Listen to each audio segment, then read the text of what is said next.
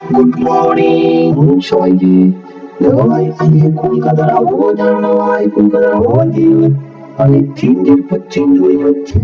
সকালবেলা ঠান্ডা লাগছে 100 ডিগ্রির মতন, দুপুরবেলা রাজস্থানের মতন ভাই গরমে গরম ঘরে বসে বসে তুমি ঘেমে যাবে, যতই তুমি এসি চালাও যাই চালাও এই চালাও না কেন।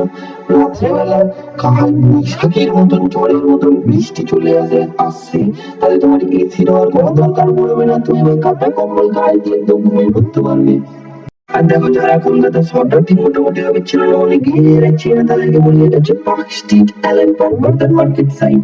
এই আর মোটামুটি একটা ভিউ আছে।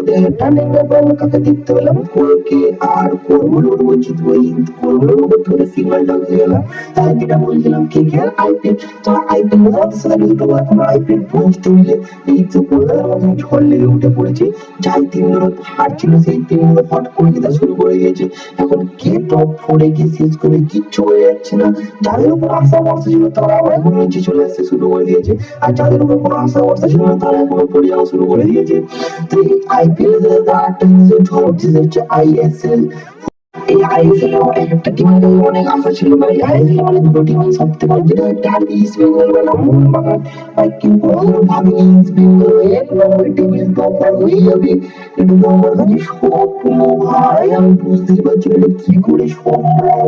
তো দেখো, যে যাকে সাপোর্ট করে না সেটা আসলে ব্যক্তিগত ব্যাপার।